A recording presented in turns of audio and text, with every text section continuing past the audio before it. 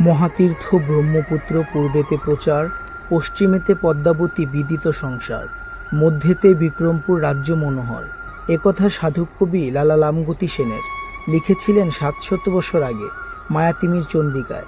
কবির সেই মনোহর বিক্রমপুর রাজ্য এখন মানচিত্রের কাটাকুটি আর খাতবদলের হেরফেরে হারিয়ে ফেলেছে পূব পশ্চিমের দিকরেখাও, কিন্তু বিক্রমপুর রাজ্য এখনও বহমান। নদী যেমন নিরবধি বয় সময়ের রথে চড়ে, দিন বদলের পালাও তেমনি বদলে দেয় আমাদের জীবন ও জনপদ। কিন্তু বদলে যাওয়ার এই যুগেও আমাদের গ্রাম বাংলা এখনও কম বেশি বুকে ধরে আছে চিরন্তন ঐতিহ্যের স্নিগ্ধ ঐশ্বর্য।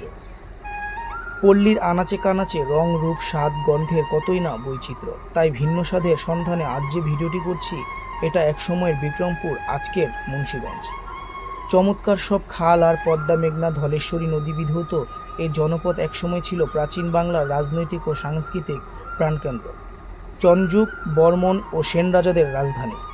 ৯৫৪ বর্গ কিলোমিটার আয়তনের খাল আর নদীর দখল করে আছে প্রায় ১০৬ কিলোমিটার জায়গা। ১৫৫ কিলোমিটার দীর্ঘ ছোট বড় ১৪টি এ জনপদে বয়েছে ৬টি উপজেলার বুক চিরে।